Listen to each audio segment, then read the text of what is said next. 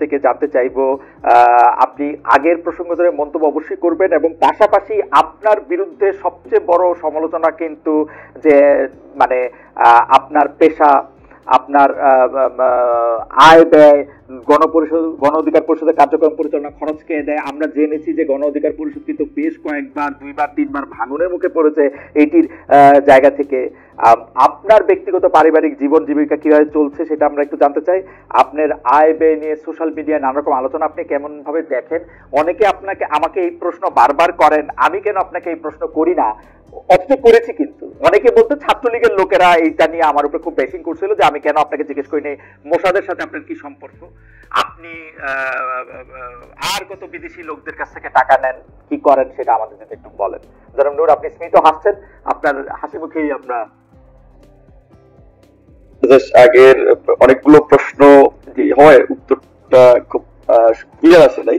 তো আমি সেটি বলছিলাম যে যেখানে যাই হোক সেদিন পরে ভোর রাতে আমি ওখান থেকে আর কি মুক্ত হই, এবং একেবারে আওয়ামী লীগ বিএনপির যেটা হয়তো ক্ষমতার পালাবদল হইলে প্রতিপক্ষের অফিস চালিয়ে দেওয়া, কোপানো, ঠিক আমার 17টা অফিস সেটা ভাঙচুর করেছিল, 120 জন নেতা কর্মী আহত হয়েছিল, এটা বিএনপি নেতা কর্মীদের জানিয়েছে। এবং এর জন্য আমি বিএনপির যে আমার উপজেলার সর্বস্তরের নেতা কর্মীরা আমার এগেস্টে ছিল, বিষয়টা এমন না, পরিষ্কার করেছে হাসান মামুনের যারা রাজনীতি করে সেই অংশটা। আরেকটা কথা আপনি যেটা বলেছিলেন যে আমার রাজনৈতিক পজিশন একটু সরকারের পক্ষে কিংবা বিএনপির পক্ষে, দেখেন আমার নিজের অ্যানালাইসিস থেকে, আমার বুঝ ব্যবস্থা থেকে, আমার জ্ঞান থেকে আমি যেটা সঠিক মনে করি, আমি সেই রণকৌশলে আমার অবস্থান নেই।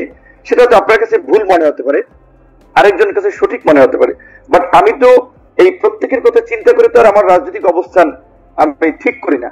আমি এই পর্যন্ত গত 7-8 বছরের মধ্যে আমার সামগ্রিক কার্যক্রম যদি দেশবাসী কিংবা আপনারা মূল্যায়ন করেন, তাতে তো আমার ত্যাগ, আমার সংগ্রাম, আমার আনকম্প্রোমাইজ ভূমিকা, এইটাকে তো আপনারা খাটো করতে পারবেন না। এবং এইটুকু আমি চ্যালেঞ্জ দিয়ে বলতে পারি যে আজকে যদি আমরা রাজনীতির মাঠে না আসতাম, যদি 2018 সালে কোটা সংস্কার আন্দোলন না করতাম, 2019 সালে ডাকসু নির্বাচনের মধ্যে দিয়ে আমরা যদি রাজনীতিতে না আসতাম, আজকের এই 24-এর গণ অভ্যুত্থান হতো না। গণ অভ্যুত্থান হতে আগে হতে পারতো, পরে হতে পারতো। এবং এই গণ অভ্যুত্থানে সাইদুল ভাই যেহেতু চেয়ারম্যানের নিকটের লোক, সে জানে হয়তো কিছুটা আমাদের কি ধরনের ইনভলভমেন্ট ছিল, যে কারণে কিন্তু 19শে জুলাই রাতে আমাকে গ্রেপ্তার করেছিল। এবং আপনারা দেখেছেন যেখানে গ্রেপ্তার অবস্থায় অনেকে ভয়ে মানে একেবারে পর্যদস্ত হয়ে যায়। আমরা এই প্রিজন ভ্যান থেকেও 1 আগস্ট লোকজনকে এনকারেজ করার জন্য বলেছি যে 90% পতন হয়ে গেছে, 10% ধাক্কা দিতে হবে। আমরা একেবারেই জীবনকে বাজি রেখেই রাজনীতির মাঠে নেমেছি। কাজে এখন সবাইকে সবসময় তুষ্ট করা আমার রাজনৈতিক কৌশল না। আমার রাজনৈতিক অবস্থানের কারণে দেখুন, যখন আওয়ামী লীগের আমলে আমরা রাজনীতি করেছি, আমাকে সমর্থন করেছে বিএনপি, জামাত, সবাইকে তুষ্ট করবেন না, কিন্তু নিজ দলের লোকদের তো তুষ্ট করবেন। একটু বলি, নিজ দলের একটু বলি যে আমি যখন আওয়ামী লীগের আমলে যখন আওয়ামী বিরোধী রাজনীতি করেছি, সেখানে আমার দলের বাইরেও আমাকে বিএনপির লোকেরা সাপোর্ট করেছে, জামাতের লোকেরা, সমস্ত এমপি আওয়ামী লীগের লোকেরা। আর এখন তো আমার দলের আওয়ামী লীগ নাই, এখন বিএনপি রাজনীতি করছে, জামাতের রাজনীতি করছে, অন্যান্য দল তাদের রাজনীতি করছে। এখন তো একটা বড় মানে জায়গা থেকে সবাই যার যার দল গোছাতে প্রতিযোগিতায় লিপ্ত। কাছে এখন অনেকে তো মনে করছে তরুণ নেতৃত্ব হিসেবে ভিপি নূরকে বিতর্কিত করলে তাদের রাজনৈতিক অবস্থানটা শক্ত করা যাবে, তাদের পজিশনটা এনসিপি এখন যারা তৈরি করছে, এদের অনেকেই তো আমার সাথে ছিল, আমার সাথে কাজ করেছে, আমার কর্মী ছিল, তারপর তারা বড় জায়গায় গিয়েছে, আমি তাদেরকে স্যালুট করি, সম্মান করি, তারা আরো বড় জায়গায় যাবে। কিন্তু তারা তাদের রাজনৈতিক অনেকের হাতে করি তো আমার হাতে, এটা তো স্বীকার করতে হবে। হ্যাঁ, আমি ধরে রাখতে পারি না আমার অনেক কর্মীকে, নেতাকে, এটা একটা বাস্তবতা আছে। কারণ আমরা যখন রাজনীতিটা করেছি, আমরা বিভিন্ন মানুষের সহায়তা নিয়ে কিছু আমাদের দলে এমপি ছিল না, মন্ত্রী ছিল না, তারা কিন্তু যারা আপনার দল থেকে চলে গেছে তাদের মধ্যে অনেক অংশই আপনার বিরুদ্ধে যে একটা অভিযোগ করেছেন, এর মধ্যে আর্থিক বিষয়টা একটা বড় অভিযোগ। এটা যদি আপনি একটু বলতেন। এখানে রাইট, এটা হচ্ছে আমার নেতা কর্মীরা এইটা ওইভাবে বলে নাই, হয়তো দু একজন বলতে পারেন না জেনে। এইটা মূলত ক্যারেক্টার অ্যাসাসিনেশন করার জন্য এই কথাগুলো বলা হয়েছে। এটা একটা রাজনীতির বাইরের কিছু মানুষ কিংবা একটা ন্যারেটিভ তৈরি করার, যেমন ধরেন তারেক রহমানের কথা আপনি জিজ্ঞেস করলেন। খালেদ ভাই, আপনি অনেক সিজন রাজনীতিবিদ, আপনি আমার যাই বলেন আপনাকে আমি সম্মান করি, আপনি আওয়ামী লীগের আমলেও বাংলাদেশ থেকে সাহসী সাংবাদিকতা করেছেন।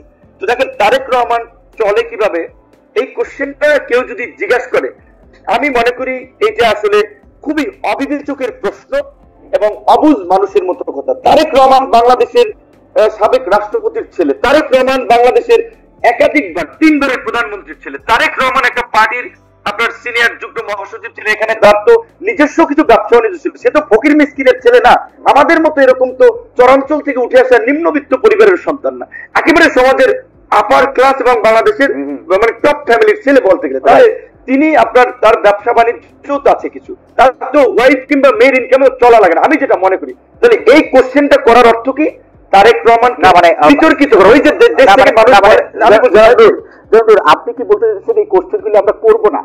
মানে সাবেক প্রেসিডেন্টের ছেলে আপনি টাকা আসমান থেকে আমি বলছি আমি বলছি এই প্রশ্নটা আপনার না, এটা তো আপনার অডিয়েন্সের অনেকে, আমাদের দেশের মানুষ। আমার প্রশ্ন, আমার রাজনৈতিক ভাবে আসলে অসচেতন, আমার প্রশ্ন। ওকে আপনার থাকবে, আপনি যদি অনেস্টলি জিজ্ঞেস করেন আমি মনে করি তারেক রহমান উত্তর দিতে কমফোর্টেবল, জি এটা কমফোর্ট ফিল করবে। কিন্তু কিছু মানুষ কিন্তু ইন্টেনশনালি ওই যে বলে তারেক রহমান মনোনয়ন বেচে এই করে সেই করে, মানে তার ক্যারেক্টার অ্যাসাসিনেশন করার জন্য। তো এই জন্য বলছি এটা তারেক রহমানের বেলায় না, ঠিক আমরাও এই একই ঘটনা ফেস করি। আমি আজকে আপনাকে এখানে লাইভে বলি যে আমি জার্মান অ্যাম্বাসেডর ছিলেন এখানে পিটার ফারেনহোল্টস, তিনি এই বর্তমান হাকিম ট্রাস্টটা ওনার আগের অ্যাম্বাসেডর ছিল। প্রসঙ্গক্রমে উনি আমার সাথে পার্সোনালি খুব ভালো সম্পর্ক ছিল, একটা মিটিং এর প্রসঙ্গক্রমে বলছিল there are saying Tarique Rahman is connected with যে এই ইন্টারন্যাশনাল মাফিয়া গ্রুপ এরকম বলছিল। তখন আমি ওনাকে বুঝাইলাম যে দেখো এইগুলো তো একটা ইন্ডিয়ান ন্যারেটিভ তারেক রহমানকে বিতর্কিত করার জন্য, কারণ বাংলাদেশের জাতীয়তাবাদের উনি ভবিষ্যতের ধারক বাহক, এবং এমনও বলছিল আরো অনেক কথা বলছিল এগুলো আমি এখানে বলতে পারছি না। আমি যদিও বিএনপি করি না, কিন্তু বিএনপির এই পক্ষে পজিশনটা আমরা নিয়েছি, কারণ আমরা মনে করি এটা তো আমাদের দেশের জন্য একটা ব্যাড বার্তা যে আমাদের দলের শীর্ষ আপনার আয় ব্যয় পেশা নিয়ে যদি একটু বলতেন। আমার আয়ের কথা, হ্যাঁ আমি 2 বছর ধরে আমি আয় কর দেই। তো এখন ধরেন আমি তো রাজনৈতিক, আমি এটা ফেসবুকে দিয়ে বেড়াবো, ইউটিউবে দিয়ে বেড়াবো আমি আয় করি, আমি এটা করি না, তারপরে আমি বলি না, আমি তারপরে জিজ্ঞেস করছি, আমি বলছি এটাতে আমি 2 বছর ধরে ট্যাক্স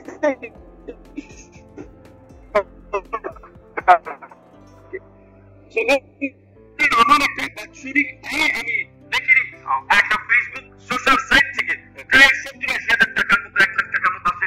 আর বিশ্বাসে কোনো মতে আমি যে টেলিভিশন প্রোগ্রাম গুলো বা টক শো করি, এখান থেকে ছোট করে আর্নিং হয়। আমার নিজের মাসের আপনার ঘের যেটা রাজনৈতিক, আবার আপনি যেহেতু সিনিয়র সাংবাদিক ছিলেন আপনি জানেন রাজনীতিটা ম্যাক্সিমামই মাসের ঘের আর কৃষি খাত দেখিয়ে ট্যাক্স ফাঁকি দেয়। আমি তো চরাঞ্চলের ছেলে, গ্রামের ছেলে, আমার রিয়াল মাসের প্রজেক্ট আছে, সেখানে আমার সেখানে ছোটখাটো পরিসরের ব্যবসা বাণিজ্য আছে। আমি গত আপনার মাসে একটা প্রতিষ্ঠানের সাথে তাদের অ্যাডভাইজার হিসেবে জয়েন করেছি, তারা আমাকে 3 লক্ষ টাকা সম্মানী দেয়। তাহলে আমার তো নিজে যেহেতু চলি, আমি রাজনীতি করি, স্বাভাবিকভাবেই তো আমার